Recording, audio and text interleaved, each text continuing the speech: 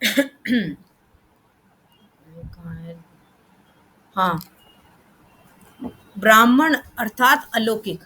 ब्राह्मण जीवन का महत्व बहुत बड़ा है। ब्राह्मण जीवन का प्राप्तियां बहुत बड़ी हैं, सम्मान बहुत बड़ा है, और संगम के समय पर बाबा का बनना यह बड़े से बड़ा पदम गुना भाग्य है। ठीक है, इसलिए बाप दादा कहते हैं कि हर खजाने का महत्व रखो, इंपॉर्टेंस दो हर खजाने को। ठीक है, जैसे दूसरों को भाषण में संगम युग की कितनी महिमा सुनाते हो, जैसे दूसरों को बताते हो ना कि संगम युग पे भगवान आए हैं, भगवान ये कर रहे हैं, भगवान वो संभाल। अगर आपको कोई टॉपिक देवे तो संगम युग की महिमा करो, तो कितना समय कर सकते हो? बाबा पूछ रहे हैं।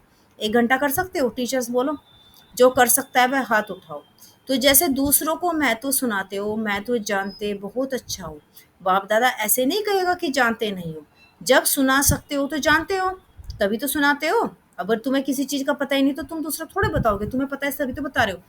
सिर्फ है क्या, मर्ज हो जाता है, इमर्ज रूप में स्मृति रहे, वह कभी कम नहीं होगा। कभी ज्यादा, कभी ज्यादा तो अपना ईश्वरीय नशा इमर्ज रखो। हाँ, मैं तो हो ही गया या हो ही गई। ठीक है, प्रैक्टिकल में हो, यह इमर्ज रूप में हो, निश्चय है, लेकिन निश्चय की निशानी है रूहानी नशा। तो सारा समय नशा रहे, रूहानी नशा रहे, मैं कौन हूँ। यह नशा इमर्ज रूप में होगा तो हर सेकंड जमा होगा। बाबा ने बोला कि तुम्हें इसलिए तुम ढीले ढाले हो जाते हो क्योंकि तुम अपने आप को साधारण सोच रहे हो, कि बस तुम यहाँ के हो। एक जैसे सपोज करो तुम आर्यन हो, और तुम मतलब इनके बच्चे हो, और बस एक स्टूडेंट हो, लेकिन तुम्हें ये नहीं पता कि तुम किसके बच्चे हो। तुम परमात्मा के बच्चे हो। हमें तो तुम्हें संभालने के लिए बाबा ने दिया है, हमारे नहीं हो तुम। ठीक है, लौकिक में है हमारा संबंध, लेकिन अलौकिक संबंध जो मेरे भी तुम्हारे पिताश्री के भी परमात्मा से है। डायरेक्ट संतान तुम उसी की है ना। यहाँ तो हमें संभालने के लिए दिया। हम आत्मा थोड़ी पैदा कर सकते हैं, हम शरीर को ही तो बना सकते हैं, आत्मा तो परमात्मा ही देता है। तो तुम किसके बच्चे हो? जब तुम्हें ये नशा होगा और तुम उसके नहीं होते तो उसने पहचान तो थोड़े हो। अगर तुम्हें पहचान होगी है, उसने अपना बना लिया, तो तुम उसके बच्चे हो ना। तो बाबा बोलते हैं ये नशा रखो हमेशा कि तुम किसकी संतान हो। तो आज बाप दादा ने जमा का खाता देखा, इसलिए आज विशेष अटेंशन दिला रहे हैं कि समय की समाप्ति अचानक होनी है। ठीक है, अभी ये मत सोचो कि इतना बड़े बड़े वो होटल चल रहे हैं, ये मेट्रो चल रही है ये। तो बाबा बोलते हैं कि समय जब समाप्त होगा ना, अचानक होगा। सब कुछ एकदम ठीक ठाक होगा, लेकिन अचानक होगा। कुछ भी, सब चीजें जो बंद होंगी ना।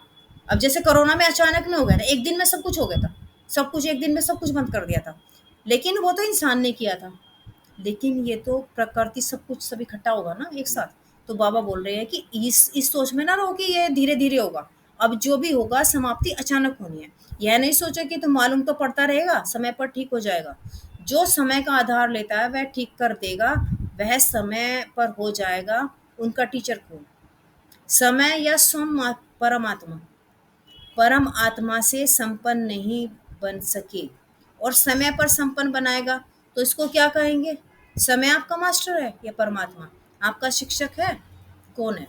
तो ड्रामा अनुसार अगर समय आपको सिखाएगा या समय के आधार पर परिवर्तन होगा, तो बाप दादा जानते हैं कि प्रालब्ध भी समय पर मिलेगी। क्योंकि प्रालब्ध प्रालब्ध है जो हम यहाँ सीख रहे हैं, इसका फल, उसका फिर भी समय आने पे मिलेगा, हमेशा थोड़ी रहेगा। तो अगर तुम यहाँ समय को टीचर नहीं बनाओ, ये सोचो मुझे बाबा का बच्चा बना हूँ, मुझे संपन्न बनना ही है, मुझे हर खजाने को जमा करना है। चाहे समय की घड़ी आज घंटी बजाए, 10 साल बाद बजाए, 20 साल बाद बजाए, लेकिन मेरा एक भी खजाना कम ना हो। सबसे बड़ा खजाना क्या है संगम पे? खुशी का। 1 सेकंड भी अगर तुम्हारी खुशी जाती है, तो यह समझो तुम 5,000 साल में तुम्हारी खुश तुम नहीं रहोगे, दुखी रहोगे। तो एक भी सेकंड जब भगवान के बच्चे बन के अगर हम खुद दुखी होंगे, तो पूरा संसार तो क्या है? पूरा संसार तो हम ही देख रहा है। सब मंदिरों में जाके हमारी मूर्तियों को देख रहे हैं, चर्च में जाके हमारी मूर्तियों को देख रहे हैं। तो हम खुश, तो हमें दुख नहीं रह सकते अब। हमारी खुशी पूरे संसार का आधार है। हम खुश रहेंगे, पूरा संसार खुश रहेगा, क्योंकि चैतन्य तो नंबर कम आ रहे हो। हाँ, कोई फर्क नहीं पड़ता। इन नंबरों से क्या होगा? ये नंबर तो तुम्हें किस लिए? बड़े पापा कितने भी गाली सुना रहे हो, कोई फर्क नहीं पड़ता। कोई भी फर्क नहीं पड़ता, बिंदी लगाओ। एक तो तुम्हारे नंबर कम क्यों आ रहे हैं, तुम्हें पता है ना, व्यर्थ। तुम्हारे अंदर दिमाग कितना है, लेकिन नंबर कम आ रहे हैं तो व्यर्थ। जब तुम्हारा व्यर्थ खत्म होगा तो अपने आप ही पढ़ेंगे ना। व्यर्थ खत्म होते तुम्हारे ये खजाने भी जमे होंगे, लौकिक खजाने भी जमा होंगे, सब चीज जमा होता चला जाएगा। अभी क्यों हो रहा है? क्योंकि तुम समय को नहीं पहचान रहे हो, बाबा को नहीं पहचान रहे हो, अपने संकल्प को नहीं पहचान रहे हो, ठीक है, तो तुम्हारा वेस्ट हो रहा है। तो जब तुम ये जमा करना शुरू कर दोगे तो नेचुरली तुम्हारे अंदर कमी थोड़ी है, भगवान के बच्चे डिजर्व करते हो तभी तो मिल रहा है, ठीक है। तो समय आपका इंतजार अगर अच्छा जैसे पेपर है, क्वेश्चन पेपर है, अब क्वेश्चन पेपर अगर तुम टाइम से पहले कर दोगे तो फिर तुम उसमें चेक कर सकते हो ना कहाँ मेरी गलती है, उसको ठीक भी कर सकते हो। लेकिन अगर तुम लास्ट तक वेट कर रहे हो कि जब घंटी बजेगी मैं तभी दूंगा, तो चेक करने का तुम्हें टाइम नहीं होगा, तुम्हें मार्क्स हो सकता है बहुत सारे कट जाए क्योंकि तुमने चेक ही नहीं किया कि कहाँ गलत था क्या। तो इसलिए बाबा बोल रहे कि समय का वेट नहीं करो, समय को अपना टीचर नहीं बनाओ, ठीक है। तो समय आपका इंतजार कर रहा है, आप समय का इंतजार नहीं करो, वह रचना है। बाबा बोल रहे हैं कि समय आपका इंतजार कर रहा है कि कब आप संपन्न बनोगे, ठीक है। आपको ना, ठीक है, वह रचना है, आप मास्टर रचता हो। भगवान रचता है ना पूरे संसार को, तो भगवान के बच्चे भी कौन हो गए? मास्टर रचता। ये संसार तो हमारी रचना है, इसलिए हमें फंसना नहीं है इसमें, ठीक है। तो रचता का, तो रचता का इंतजार इंतजार इंतजार रचना करे, आप मास्टर रचता समय का इंतजार नहीं करेंगे, हमें समय से पहले कर देना है, हमें समय का इंतजार नहीं करना। और मुश्किल है क्या? स्वयं को सहज, शायद को स्वयं ही मुश्किल बनाते हाँ, हो। बाबा बोल रहे हैं कि जो बहुत इजी चीज है तुम उसी को मुश्किल बनाते हो, ठीक है। मुश्किल है नहीं, मुश्किल बनाते हो। जब बाप कहते हैं जो भी बोझ लगता है वह बोझ बाप को दे दो, तो वह देना नहीं आता, बोझ उठाते भी हो फिर थक जाते हो, तो फिर बाप को उल्हाना भी देते हो, बाबा क्या करे कैसे करे, अपने ऊपर बोझ क्यों उठाते हो? बाप ऑफर कर रहे हैं बच्चे अपना सब बोझ बाप के हवाले कर दो। 63 जन्म बोझ उठाने की आदत पड़ी हुई है ना, 21 जन्म तुमने बोझ नहीं उठाया, लेकिन जब हम थोड़ा सा नीचे गिर गए तो बोझ उठाने लगे। अब जैसे तू बोल रहा है कि मुझे करना है ये करना है, तो बोझ उठाने का तो पड़ गया, तो तो आदत मुझे से क्या मजबूर हो जाते तो हो। मैं क्या करूं, मतलब क्या क्या करूं मैं, बताओ। तुझे अपने संकल्प, बोल और ये सब बाप के हवाले कर। और जो भी कोई तेरे साथ कुछ भी करता है बाबा को छोड़ दे कि बाबा ये आपका बच्चा है, ये ऐसे कर रहा है, आप संभालो और मुझे आप गाइड करो। तो तुझे मुरली में आंसर मिलने हो जाएंगे कि तुझे क्या क्या करना है, आगे क्या करना है कैसे करना, बाबा आंसर देगा तुझे, ठीक है। तो जब तुम मुरली नहीं पढ़ेगा तो कैसे आंसर समझेगा? बाबा का तो यही है तरीका, और तो है ही नहीं। तो जब तुम रोज मुरली पढ़ोगे तुम्हें अपने आप ही बुद्धि टच करेगी कि मुझे क्या करना है, ठीक है। तो आदत से मजबूर हो जाते, इसलिए मेहनत करनी पड़ती है। कभी सहज तो कभी मुश्किल, या तो कोई भी कार्य सहज लगता है या मुश्किल होता है, कभी सहज कभी मुश्किल, क्यों? कोई कारण होगा ना, कारण है आदत से मजबूर हो जाते हैं। और बाप दादा को बच्चों की मेहनत करना यह सबसे बड़ी बात लगती है, यही सबसे बड़ी बात लगती है, अच्छी नहीं लगती बाबा को। मास्टर सर्वशक्तिमान और मुश्किल, मास्टर सर्वशक्तिमान मतलब सारी शक्ति हमारे अंदर है, हम बाबा के बच्चे हैं तो हम मास्टर सर्वशक्तिमान, और हमें मुश्किल लग रहा है, तो टाइटल अपने को क्या देते हो? मुश्किल योगी या सहज योगी? नहीं तो अपना टाइटल चेंज करो कि हम सहज योगी नहीं है, कभी सहज योगी हैं तो कभी मुश्किल योगी हैं। और योग है ही क्या, बस याद ही तो करना है। और पावरफुल योग के सामने मुश्किल हो नहीं सकती। योग लगन की अग्नि है, अग्नि कितनी भी मुश्किल चीज को परिवर्तन कर देती है। लोहा जैसे सबसे मुश्किल धातु होती है, लेकिन लोहा को भी कैसे मोल्ड होता है? अग्नि में मोल्ड होता है ना, आग में डालते हैं ना। तो यह लगन की अग्नि क्या मुश्किल को सहज नहीं कर सकती? कई बच्चे बहुत अच्छी अच्छी बातें सुनाते हैं, बाबा क्या करे, वायुमंडल ऐसा है, साथी ऐसा है, हंस बगुले हैं, क्या करे, पुराने हिसाब किताबें, बातें बहुत अच्छी अच्छी करते हैं। बाप पूछते हैं आप ब्राह्मणों ने कौन सा ठेका ले उठाया है? ठेका उठाया है तो विश्व परिवर्तन का। तो जो सारे विश्व को परिवर्तन करता है, क्या वो अपनी मुश्किल को नहीं मिटा सकता? समझा दिया ना, तेरा आंसर आ गया ना। जैसे तू बोलता है ये प्रोफेसर ऐसा, ये तुमने ठेका नहीं लिया हुआ उसका, उसका अपना भाग्य है, चेंज होगा नहीं, वो अपने आप चेंज हो जाएगा। अगर वो किसी को परेशान कर रहा है, कुछ कर रहा है, तो उसकी सजा है उसके लिए, वो खुद ही अपने लिए कर रहा है। क्योंकि जो किसी को परेशान कर रहा है यानी कि वो खुद को परेशान कर रहा है, उसके पास अपने आप ही परेशानी आएगी।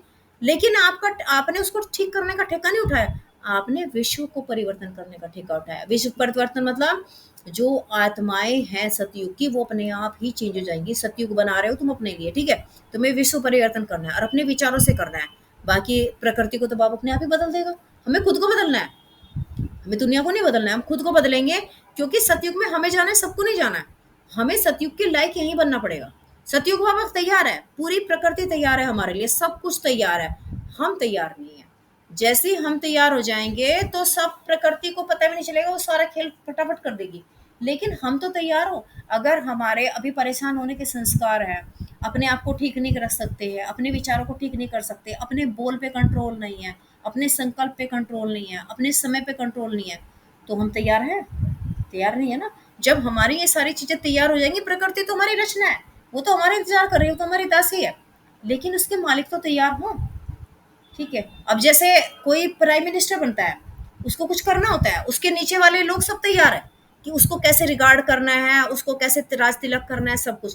लेकिन तैयार तो उसको है ना जिसको बनना है। बाकी तो तैयार है, बाकी को कोई दिक्कत नहीं, नीचे तक उसके किचन में कौन काम करेगा, उसकी गाड़ी कौन चलेगा, सब तैयार है। तो ऐसे ही सब तैयार है, लेकिन हमें सतयुग के लिए तैयार होना है। समझ में आई ये बात? आगे काम। तो आज क्या करेंगे? जमा का खाता बढ़ाओ। तो जो कहते हो सहज योगी वह अनुभव करो, बाबा बोल रहे हैं। कभी मुश्किल कभी सहज, इसमें मजा नहीं है। ब्राह्मण जीवन है मजे का, संगम युग है मजे का। मजे का युग, बोझ उठाने का युग नहीं है, बोझ उतारने का युग है। तो चेक करो अपनी तकदीर को, तस्वीर नॉलेज के आईने में अच्छी तरह से देखो। आईना तो है ना, या है नहीं? टूट तो नहीं गया है? सभी को आईना मिला है? माताएं, आईना मिला है या चोरी हो गया? तो पांडव तो संभालने में होशियार है। पांडव मतलब तुम्हें बोल रहे बाबा। पांडव तो संभालने में होशियार है। आईना हाथ से अच्छा उठाया, अच्छा है। तकदीर की तस्वीर को देखो और सदा अपनी तकदीर की तस्वीर देख वाह वाह के गीत गाओ। वाह मेरी तकदीर, वाह मेरा बाबा, वाह मेरा परिवार। परिवार भी वाह, ऐसे नहीं कि यह वाह, यह बहुत वाह वाह है, यह थोड़ा वाह वाह है। नहीं, वह मेरा परिवार, वह मेरा भाग्य, वह मेरा ब्राह्मण जीवन। अर्थात वाह वाह, हाय हाय नहीं। शारीरिक व्याधि में भी हाय हाय नहीं, वाह वाह। यह भी बोझ उतरता है, ठीक है? क्योंकि प्रकृति से बना हमारा शरीर है। प्रकृति जीत आत्मा हम तब बनेंगे ना जब प्रकृति के किसी भी चीज को वो करेंगे। हाँ ठीक है, ठीक है। अगर 10 मण से आपका 3-4 मण बोझ कम हो जाए, यानी कि 10 किलो है आपके पास, और बाबा अगर 4 किलो बोझ कम कर दे, तो अच्छा है ना? हाय हाय है क्या? तो बोझ उतरा। हाय मेरा पार्टी ऐसा क्यों, हाय मेरी व्याधि छोड़ती ही नहीं है। तो आप छोड़ो या व्याधि छोड़ेगी? आप भूल जाओ, अपने आप ठीक हो जाएगी व्याधि। वाह वाह करते करते जाओ तो वाह वाह से व्याधि भी खुश होके चली जाएगी। क्योंकि ये भी पेपर लेने आई है भाई, प्रकृति के मालिक बनने। प्रकृति मतलब 5 तत्व से मिला शरीर है ना, तो ये भी तो इसको जीतना है। तो तभी अभी जैसे दो पहलवान लड़ रहे हैं, तो दूसरे वाला जो जीत जाएगा तभी तो उसको मानेगा जब वो हरा देगा। तो प्रकृति को जब तुम हरा दोगे तभी तो वो अपना तुम्हें मालिक मानेगी। लेकिन अगर प्रकृति से हार जाओगे, हाय हाय करते रहोगे, तो वो तुम्हें अपना मालिक कैसे मानेगी? ठीक है। तो इस पे भी जीत पानी है, तभी तो वो अपना मालिक फिर तुम्हें कभी परेशान नहीं करेगी। वो अब वो अपना सारा वो लेगी, क्योंकि वो भी तो अजमाएगी ना कि जिसको मैं मालिक बना रही हूँ, जिसे मेरे ऊपर राज करना है, वो उस लायक तो हो कि एलिजिबल तो हो, तो वो भी तो करेगी ना, अपने पेपर लेगी। ठीक है। तो बोझ उतरा, हाय मेरा पार्टी ऐसा है, मेरे को व्याधि नहीं छोड़ती, तो आप छोड़ो, व्याधि छोड़ेगी। वाह वाह करते जाओ तो वाह वाह करने से व्याधि भी खुश हो जाएगी। देखो यहाँ भी ऐसे होता है ना, किसकी महिमा करते हो तो वाह वाह करते हो, व्याधि की को भी वाह वाह वाह वाह करो। जैसे तुम्हें कोई ये पीछे की प्रॉब्लम हो रही है, वाह वाह करो कि मेरा हिसाब किताब बस छोटे से उसमें चुक तो हो रहा है, मैं भी ठीक हूँ। हाय यह मेरे पास ही क्यों आई, मेरा ये हिसाब है, प्राप्ति के आगे तो हिसाब कुछ भी नहीं है। बाबा बोल रहे कि जितना तुम्हें मिलेगा ना 5,000 साल में, उस हिसाब से तो तुम्हें कुछ भी परेशानी नहीं है। प्राप्तियां सामने रखो और हिसाब किताब रखो, तो वह क्या लगेगा, छोटी सी चीज लगेगी। मतलब तो ब्राह्मण जीवन में कुछ भी हो जाए पॉजिटिव रूप में देखो, नेगेटिव से पॉजिटिव करना तो आता है ना। नेगेटिव पॉजिटिव का कोर्स भी तो करते हो ना, तो उस समय आपको कोर्स कराओ अपने, अब तो उस समय आपको कोर्स कराओ तो मुश्किल सहज हो जाएगा। मतलब पहले हमें खुद को कोर्स कराना है। मुश्किल शब्द ब्राह्मणों की डिक्शनरी में नहीं होना चाहिए। अच्छा कोई भी हिसाब किताब है, आत्मा से है, शरीर से है या प्रकृति से है, क्योंकि प्रकृति के यह 5 तत्व भी कई बार मुश्किल का अनुभव कराते हैं। कोई भी हिसाब किताब योग अग्नि से भस्म कर लो, ठीक है। कोई भी तुम्हें परेशान कर रहा तो बाबा के साथ योग लगा लो, यानी कि योग में जब अग्नि होगी तो तुम्हारे हिसाब किताब खत्म हो जाएंगे। समझा क्या करना है? जमा का खाता बढ़ाओ। बोल भी साधारण नहीं बोलो, बोल में भी भिन्न भिन्न भाव और भावना होती है, और बोल द्वारा भाव और भावना का पता पड़ जाता है। तो सदा जो भी बोलो उसमें आत्मिक भाव हो, मतलब जो सामने वाले से जो तुम बात कर रहे हो ना, उसको भी आत्मा ही समझ के बात करो, और शुभ व श्रेष्ठ भावना हो। बोल को भी की भी भावना हो। माया की भी भावना है, ईर्ष्या हसद घृणा। माया की भावना क्या है? माया घृणा कराती है, ईर्ष्या कराती है, यह माया की भावना है। तो सदा शुभ भाव और शुभ भावना हो।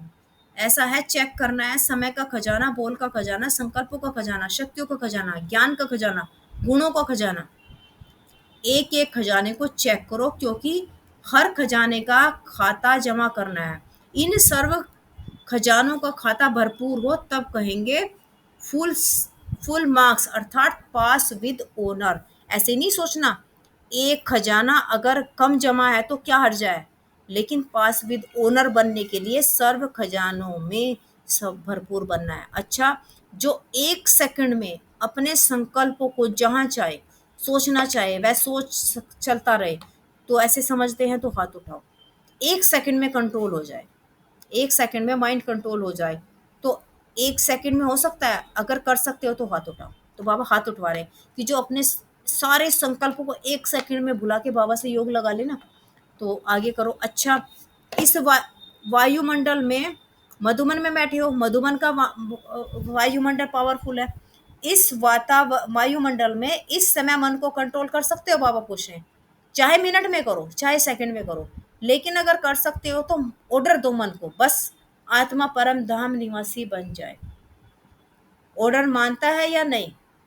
बाबा बोल रहे हैं ऐसे ड्रिल करो कि तुम्हारा मन तुम्हारी ऑर्डर मानता है, एकदम एक सेकंड में बाबा के पास परम धाम में पहुंच जाओ।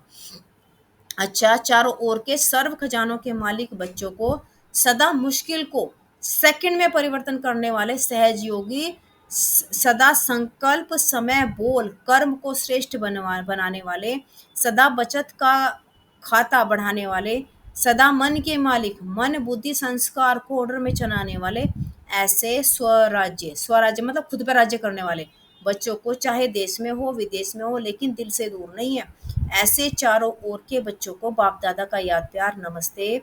रूहानी बाप की रूहानी बच्चों को नमस्ते। हम रूहानी बच्चों की रूहानी बाप को नमस्ते नमस्ते। वरदान है, ऊंचा बाप, ऊंचे हम और ऊंचा कार्य, इस स्मृति से शक्तिशाली बनने वाले बाप समान भव। बाप के जैसे बनना है हमें, ठीक है। जैसे आजकल की दुनिया में कोई वीआईपी का बच्चा होगा तो वह अपने को भी वीआईपी समझेगा ना। जैसे सीएम का बच्चा तो खुद को भी सीएम समझता है ना, लेकिन बाप से ऊंचा तो कोई है नहीं। तो हम ऐसे ऊंचे ते ऊंचे बाप की संतान, ऊंची आत्माएं हैं। यह स्मृति शक्तिशाली बनाती है। ऊंच ऊंचा बाप, ऊंचे हम, और हमारा कार्य भी ऊंचा है। ऐसी स्मृति में रहने वाले बाप समान बन जाते हैं। अगर तुम्हें याद रहेगा ना कि हमारा बाप कौन है और हम कितने ऊंचे हैं, तो और हम कार्य भी ऊंचाई कर रहे हैं, तो फिर हम बाप समान बन जाएंगे। सारे विश्व के आगे श्रेष्ठ और ऊंची आत्माएं आपके सिवाय और कोई नहीं है। इसलिए आपका ही गायन है, पूजन है। इसलिए सारा संसार जो गायन कर रहा है हमारी ही भक्ति कर रहा है और हमें ही पूछ रहा है, लेकिन हम ही अपने आप को भूले हुए हैं। स्लोगन है, संपूर्णता के दर्पण में सूक्ष्म लगावों को चेक करो और मुक्त बनो। लगाव झुकाव जैसे है ना, दोस्तों से लगाव, जगह से लगाव। जैसे तू बोल रहा है कि अभी मुझे यहाँ थोड़ा अलग लग रहा है, वहाँ हमें कहीं से कोई लगाव ना हो। हम किसके बच्चे हैं? हम हर जगह जहाँ भी जाएं वही डेट्स हो, हमें दुखी होने का इतना सा भी हमारे पास ना रहे, ठीक है।